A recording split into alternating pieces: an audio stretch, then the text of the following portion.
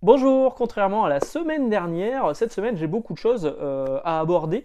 La semaine dernière, c'est vrai que c'était une vidéo de 20 minutes où j'avais rien, parce que j'avais eu des retards au boulot sur mes livraisons. Cette semaine, on a un petit peu gueulé hein, au niveau des livraisons et tout s'est bien passé. Enfin, tout s'est bien passé. Avant, j'avais les nouveautés en J-1. Là, la semaine dernière, j'ai eu les nouveautés le lendemain de la sortie officielle, et là, je les ai eu le jour de la sortie. Donc celui-ci, qui était sorti la semaine dernière, le vendredi, je l'ai eu le samedi, Plot Holes.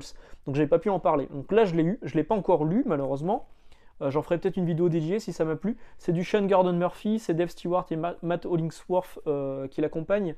Un récit complet qui était en financement participatif aux États-Unis, où je crois que l'ami Denis avait eu une édition collector. C'est toi qui me répondras du coup, Denis, là-dessus, sur Plot Holes. Et donc là, on a une version française qui est sortie chez Urban Comics. Je ne sais pas encore ce que ça donne, on va voir. Il y a 152 pages, je crois que c'est du 16 € si je dis pas de bêtises. Je vais le lire ce week-end si j'ai le temps. Et puis j'en parlerai sans doute la semaine prochaine. Donc ça, c'était sorti la semaine dernière. Cette semaine, la grosse sortie chez Urban Comics. Il y a eu d'autres sorties chez d'autres éditeurs, mais la grosse sortie à retenir cette semaine, c'est ça. C'est Batman One Dark Knight. Alors je ne l'ai pas encore lu non plus, je n'ai pas eu le temps, je viens juste de l'avoir. Au boulot, je l'ai eu. Là, j'enregistre le vendredi, donc je l'ai eu aujourd'hui. J'en ai eu beaucoup, j'en avais commandé pas mal parce que c'est quand même un Batman, c'est quand même dessiné par Jock. Moi, Jock, j'aime beaucoup ses couvertures qui sont toujours inventives. Cette couverture, par exemple, elle est très classe. Mais j'ai beaucoup plus de mal avec les intérieurs parce que je trouve qu'il a un style qui est extrêmement statique. Euh, mais bon. Je vais le lire, on va voir ce que ça va donner. Peut-être que j'en ferai aussi une vidéo par la suite, je ne sais pas. Euh, sur les premiers retours que j'ai vu passer des gens qui ont lu la version originale, beaucoup disaient c'est beau, mais c'est chiant. Voilà. On verra. C'est un format un peu plus grand, il y a 160 pages, je ne sais plus le prix. J'en parlerai, j'espère, la semaine prochaine, si ça m'a plu, ou alors je vous en parlerai rapidement dans le free talk de la semaine prochaine pour vous dire c'était pas terrible. Autre sortie cette semaine, Walk Through Hell numéro 2 déjà. J'ai l'impression que j'avais parlé du tome 1 il y a peu de temps. Donc le tome 1, je vous avais dit, c'est du bon Garfénis. C'est Goran Suzuka au dessin. J'avais fait une vidéo dédiée, je crois. Euh, Goran Suzuka qui avait fait du Y le dernier homme aussi. Et j'avais trouvé ça bien, mais que c'était beaucoup trop cher pour ce que c'était. Bah là, c'est toujours 18,90 € pour 6, 7, 8, 9, 10, 11, 12, 7 épisodes. Bon, quand même. À voir ce que ça donne. Le premier arc m'avait plu. Là, c'est le deuxième, donc, deuxième volume et le deuxième arc, et surtout l'arc final. Ça se termine. Hein. Ce sera une série en 2 volumes. Sincèrement, si vous les trouvez d'occasion, peut-être. Mais 9, c'est malheureusement, je trouve, trop cher. Mais j'avais plutôt bien aimé le premier volume. On va voir pour celui-ci. Sinon, cette semaine, j'en parle tout de suite. Ouais, allez, j'en parle tout de suite. La sortie que beaucoup de monde attendait, j'en ai parlé un petit peu avec mes potes d'Astro City chez qui je suis passé tout à l'heure. Ils en avaient commandé pas mal et ils avaient déjà tout vendu. Ils ont été surpris par le succès. Moi-même, aujourd'hui au boulot, on me l'a demandé. Et malheureusement, quand on me l'a demandé, bah, je les avais pas. Et puis en fait, si je les avais perdus dans des bacs, et il y avait une erreur de stock, et donc je les avais bien physiquement dans un bac perdu. Moi, j'ai pas eu le temps de retrouver. Sauf que je les avais pas informatiquement, donc pour moi, je les avais pas reçus. Mais là, si, je les ai reçus. J'ai reçu Comic Box. Donc c'est un nouveau numéro 1. Il y avait quand même eu. Comic Box, c'était un magazine un peu culte dans les années 90-2000, parce que c'était le seul magazine français, franco-français, contrairement à Wizard qui était traduit par Panini en France. Wizard est un magazine américain. Donc là, c'est vraiment une équipe entièrement française. Ils avaient sorti 104 numéros en tout. C'était passé par divers éditeurs. Il y a eu Édition USA, ils avaient leur propre édition. Il y a un moment, il n'y a même Panini, je crois, qui a participé à leur distribution. Je les ai quasiment tous, je crois, je ne sais plus où je les ai mis. À l'annonce de celui-ci, j'étais quand même sceptique parce qu'on nous annonçait qu'il y aurait des articles qui étaient repris des anciens numéros. Ça fait un peu chier. Le prix annoncé, le prix affiché, c'est quand même 19,95 €. Ok, c'est un peu cher aussi. Mais finalement, l'objet entre les mains, je le trouve plutôt classieux. Voilà, c'est un format comics. C'est un peu plus grand qu'un format comics. Il y a une couverture à rabat, voilà. Un peu comme les mangas. Bon, en dessous, il n'y a rien. C'est sans doute pour que l'éditeur en chef Xavier Fournier le dédicace si jamais on le croise un jour. C'est d'ailleurs dommage parce que je comptais échanger avec lui avant de parler de Comic Box dans une vidéo cette semaine, et je me suis rendu compte récemment qu'il m'avait bloqué sur Twitter. Pourquoi? J'en ai aucune idée, sans doute. Enfin, en fait, j'en sais rien. S'il pouvait m'éclairer là-dessus, ça m'aiderait, parce que je comprends pas pourquoi il m'a bloqué en fait. Est-ce que j'ai dit une connerie un jour sur lui? Je crois pas. Oh, peut-être, remarqué. Avec toutes les vidéos que je dis et toutes les conneries que je peux. Toutes les vidéos que j'ai faites, toutes les conneries que j'ai dit, j'ai peut-être dit à un moment que ça. Bon, j'en sais rien en fait. J'en ai pas le souvenir. Alors peut-être qu'il est pote avec des gens qui m'aiment pas. Ça, c'est pas impossible. Après tout, le milieu journalistique des comics, il est pas très grand. Et je suis pas forcément apprécié dans certaines sphères. Donc peut-être que c'est ça, mais j'aurais voulu échanger avec lui pour lui demander un petit peu quelle était la part d'articles repris par rapport aux nouveautés, quelle était la nouvelle ligne éditoriale là-dedans. Je l'ai feuilleté rapidement parce que là c'est pareil, je viens de l'avoir. Il y a un article sur Cyberforce. Hein. Les mecs savent parler aux bonnes personnes. Hein. Il y a un article sur Georges Pérez, évidemment. Il y a un article qui m'avait intrigué aussi. On parle de Team Cell aussi. Ouais, voilà, on parle de Team Cell. On parle de Moon Knight, le héros oublié. Enfin bref, Comic Box, moi c'était un magazine que je prenais plaisir à lire. Et surtout, c'est un magazine papier qui parle de comics et qui en parle bien, en général, qui en parle bien. Donc voilà, je l'ai pris, je vais le lire, et puis on reviendra peut-être là-dessus plus tard. Donc sachez que là, maintenant, c'est dispo. Ça coûte 19,95 €. C'est édité par Huggin and Munin. Huggin and Munin, ils font de plus en plus de comics. À la base, ils faisaient des beaux livres, des machins, tout ça. Et par exemple, on a là leur catalogue quasi complet. Il y a Matrix, il y a Madman qui est sorti récemment, les Simpsons Horror Show. Habituellement, les Simpsons c'était publié par Jungle, je crois, en France. Et puis maintenant, celui-ci, il est sorti directement chez Huggin and Munin. Et il y a aussi Nocturnals qui marche plutôt bien, d'ailleurs chez moi, et il a fallu que je fasse un réappro dessus. Voilà, donc Comic Box est de retour. C'est pas le numéro 105, ça pourrait être le numéro 105. Parce que depuis 2017, il n'y a pas eu de Comic Box. C'est le nouveau numéro 1, vous voyez, c'est écrit là. Un bel objet, dites-moi si vous allez craquer, et si vous connaissez, si vous avez Xavier Fournier dans vos contacts, dites-lui, demandez-lui pourquoi il m'a bloqué, j'aimerais bien savoir. Voilà, donc Comic Box qui est sorti, qui est dispo. Je vous ai parlé d'Astro City, j'y suis pas allé pour rien, j'y suis allé pour chercher des comics en VO. A commencer par X-Men Legends numéro 3 qui est ici, avec Longshot en couverture, et en fait, ce numéro, qui est scénarisé par Anne Nocenti et dessiné par Javier Pina, se passe après la mini-série Longshot. Donc mini-série Longshot qui avait 6 numéros, qui était scénarisé par Anne Nocenti, qui est quand même la co-créatrice du personnage, et c'était dessiné par Art Adams. Ça aurait été cool là qu'il fasse appel également à Art Adams dessus, c'est pas le cas. Mais du coup, on retrouve Mojo, Spiral, enfin tous les personnages que moi j'aimais bien dans la mini-série Longshot. Je me rends compte qu'en fait, je dois plus l'avoir cette mini-série, je crois que c'est mon frère qui l'avait, donc je dois pas l'avoir. Il va peut-être falloir que je trouve un moyen de trouver un TPB-VO. Et on sait déjà que le numéro 4, ce sera la suite de cette aventure en 2 parties sur Longshot. Un numéro plutôt intéressant, qui malheureusement, je vous avais déjà dit, X-Men Legends, c'est toujours inédit en VF. Hein. Il n'y a toujours aucune info chez Panini pour une sortie éventuelle.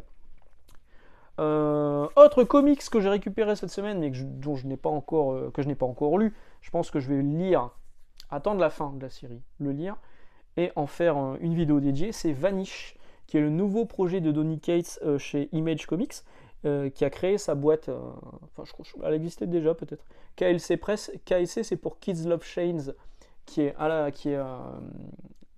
le titre du premier comics crossover. Le sous-titre c'est Kids Love Chain, les enfants adorent les chaînes, et c'était une citation de Todd McFarlane qui, quand on lui avait posé la question pourquoi il y a autant de chaînes dans Spawn, il avait répondu Kids Love Chains. Voilà, j'ai déjà raconté cette anecdote. Donc Donny Cates avec Ryan Stegman qui fait toujours une signature en forme de dinosaure ou pas? Bon, il n'y a pas de signature. Ah si, là. Voilà, en forme de dinosaure, on le voit sur le numéro. Donc j'ai pris les 2 premiers numéros. Hein. En forme de dinosaure. Donc on sait que ça va être joli. C'est Donny Cates, on se doute que ça va être sympa. Voilà, j'espère ne pas être déçu. Et en fait, si je les ai pris, C'est parce qu'il y a un feeling Image d'il y a 30 ans, du début de Image. Il y a un feeling un peu Topco aussi, je trouve, avec ce personnage un peu badass, ce dessin qui peut rappeler effectivement Image Comics à ses débuts. Donc, ouais, il y a un truc qui titille ma fibre nostalgique, et en plus de ça, qui me réconforte en sachant que c'est Donny Cates au scénario. Eh ben, du coup, je les ai pris, j'ai pas attendu le TPB, je les ai pris en floppy. Voilà. Les 2 premiers numéros. Je ne sais pas combien il y aura de numéros en tout, sans doute 5, voire 6. En tout cas, j'ai hâte de me plonger dedans, et une fois que tout sera sorti, je vous ferai une vidéo sans doute dédiée là-dessus, en espérant que... Tiens, il y a une preview de Do a Powerbomb, le nouveau projet de Daniel Warren Johnson, à la fin du numéro 2. En espérant que ça arrive en VF chez un éditeur, chez Delcourt, chez iComics, chez 404 Comics, chez Urban. Je vais m'arrêter là. Chez Egan et Munin, si on peut en parler. Alors, donc il y a ça qui est sorti. Un autre projet qui me plaît plutôt pas mal, c'est celui-ci. Voilà, ça s'appelle Heritage. Héritage. Je sais pas si on dit héritage ou heritage. Héritage. On va dire héritage vu que c'est un comics franco-argentin. C'est scénarisé par Mathieu Tellet et c'est dessiné par Natalio Anastasia, voilà, qui est un dessinateur argentin. C'est cofinancé à la fois par l'association Dante Comics et par Ulule. Ça se trouve sur Ulule. Je vous mettrai le lien en description hein, si vous souhaitez participer. Donc si vous voulez avoir le premier comics, je peux vous montrer des planches. Des planches que j'ai imprimées parce que je suis une grosse feignasse. Hein, je vous l'ai déjà dit. Je ne sais pas faire de montage. Puis au bon moment. Hein. Je ne sais pas faire de montage. Donc du coup, ben, je les ai imprimés. Hein, parce que je ne sais pas faire d'incrustation dans les vidéos, moi. Donc ça, ce serait la couverture. Qu'est-ce que je vous disais? Oui, donc ça, le premier numéro fera 22 pages. Il y a 5 numéros qui sont plus ou moins annoncés. Alors évidemment, si le premier numéro ne fonctionne pas, si Ulule ne fonctionne pas, la campagne de financement, au moment où j'enregistre cette vidéo, ils sont à 76%. Donc il reste vraiment pas grand-chose pour financer le premier numéro du comics. Donc 22 pages, 15 € frais de port inclus. Frais de port inclus. L'histoire, elle est plutôt intrigante. C'est l'histoire de Sophia, qui rêve que son père est le super-héros local, donc on a vu sur la couverture, le Shield, il s'appelle le Shield. Voilà. Vous voyez, les planches, c'est plutôt pas mal, hein. Moi j'aime bien. Je trouve ça joli. Donc elle pense que son père, donc c'est une petite enfant, c'est une petite fille, elle pense que son père est le super-héros, le Shield, parce que on ne les a jamais vus ensemble, en même temps, au même endroit. En fait, surtout, ils rentrent tard la nuit. Quand elle voit le Shield qui sauve des gens et tout, son père est absent à chaque fois, son père n'est pas là, donc elle se dit, bah en fait c'est lui, le Shield, c'est mon père, c'est mon papa. Donc c'est plutôt sympa en fait au niveau du scénario, c'est plutôt intriguant parce que du coup, est-ce que son père c'est vraiment le Shield qui est là? Vous voyez les planches, moi je les trouve vraiment bien. Hein. Donc est-ce que son père c'est vraiment le Shield? Bonne question, on en saura plus à la lecture de ce premier numéro, si toutefois il est financé, mais j'en doute pas. Ouais, c'est plutôt cool. Moi je trouve ça joli. Hein. Il y a un côté, pareil, il y a un côté comics indépendant américain, style Image Comics, ce qui avait été fait sur Shock Rocket, chez Gorilla Productions, genre de choses. Et vraiment, je trouve ça plutôt sympa. Je suis plutôt intrigué.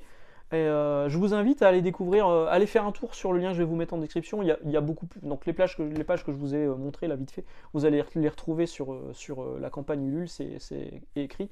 Et il y a le pitch de départ, il y a la présentation des auteurs. Franchement, c'est un projet qui me botte plutôt pas mal. Et je vous invite à le découvrir. Voilà, je n'ai pas fini cette vidéo, on va parler de Gotham Knights qui est là, je vous en ai parlé rapidement la semaine dernière parce que je venais de la voir, je suis passé par plein de phases sur Gotham Knights. D'abord la déception, l'énorme déception, quand on lance le jeu, déjà il y a des loadings, le jeu il ne sort pas sur PS4, il sort que sur Xbox Series, alors S et X, et sur PS5, c'est une exclusivité PS5, il y a des loadings, alors que je crois que c'est le jeu qui a le plus de loadings sur PS5, c'est pas normal. Ça sort sur PS5, il n'y a aucune utilisation de la DualSense. On a une bécane tout le temps, on a une batte moto tout le temps. Et en fait, quand vous accélérez, il ne se passe rien. Il n'y a pas de vibration, il n'y a pas de résistance sur les gâchettes. Vraiment, il ne se passe rien. Vous appuyez sur le bouton et ça avance, c'est tout. Il n'y a aucune vibration. Pourquoi? C'est la DualSense, quoi. Il y a un moment, enfin, mettez deux mecs qui s'occuperaient juste de gérer les vibrations sur cette version PS5, et puis c'était tout, on n'en parlait plus. Techniquement, c'est à la rue. Je comprends pas qu'ils sortent pas sur PS4 parce que clairement ils tournent sur PS4. Il y a des moments où c'est un peu joli, il y a des effets de rémanence parce qu'en fait ça se passe à Gotham la nuit. C'est toujours de nuit parce qu'en fait les seuls moments où c'est de journée c'est quand vous êtes dans le beffroi qui est le hub central où vous allez choisir vos missions. Ça se passe toujours de nuit et sous la pluie. Et il pleut tout le temps à Gotham, mais tout le temps. Et donc il y a des effets de réflexion d'eau, tout ça. Donc ça c'est plutôt joli. Mais alors, le framerate, il est capé à 30 fps. Donc il y a des gens qui disent ouais ça m'a pas gêné moi le 30 fps. Moi franchement je l'ai senti. Surtout en bécane, il n'y a aucune patate dans les bécanes, elles vont pas super vite. Enfin la bécane va pas super vite. Et il y a des grosses chutes de framerate quand on passe sur les ponts par exemple. Quand on passe d'une zone à une autre. Gotham c'est assez grand, il y a quand même beaucoup de zones. Il y a des chutes de framerate, ça rame, ça fait chier. Pourquoi? On voit que le jeu, il n'a pas du tout été optimisé. Alors les développeurs ont dit oui, il a fallu utiliser, prendre en compte aussi les capacités hardware de la série S, qui est un peu moins puissante que la série X, beaucoup moins puissante que la série X, et la PS5. Ouais, c'est une fausse excuse. Il y a un moment, il y a de l'optimisation aussi qui doit être fait. Donc je m'attendais à un patch Day One. Il n'y a pas eu patch Day One. Tous les jours, je regarde s'il n'y a pas un patch. Là, j'ai fini le mode scénario classique, le scénario de base, sans vraiment m'en rendre compte. Je fais les quelques grosses quêtes annexes qui sont là vraiment cool. Il y a une fin ouverte. Ça met en scène la cour des hiboux, ça vous le savez déjà. Les 4 personnages qui sont sur la couverture. Ouais, 4. En plus Alfred, on va dire le 5e. Donc Red Hood, Batgirl, Nightwing et Robin, que vous pouvez choisir comme vous voulez. Vous pouvez faire tout jeu avec Robin, c'est quasiment ce que j'ai fait. Les seuls moments où il y a des interactions entre eux, c'est quand vous êtes dans le beffroi, donc à chaque fin de nuit, à chaque fin de mission, il faut retourner dans le beffroi, et là il peut y avoir des interactions. Là il faut changer de personnage pour avoir des possibilités d'interaction. On peut changer les costumes, pour faire plein de choses comme ça. Et donc j'ai fini le scénario de base, et les quêtes annexes sont vraiment les plus sympas. Et là ça m'a un peu rassuré avec le jeu. En fait il faut faire le deuil de Batman, les Batman Arkham. Arkham City, Arkham Knight, Arkham Asylum. Il faut faire le deuil de ça, Arkham Origins. Il faut faire le deuil de ça, il faut pas se dire ça va être un Batman Arkham. C'est un...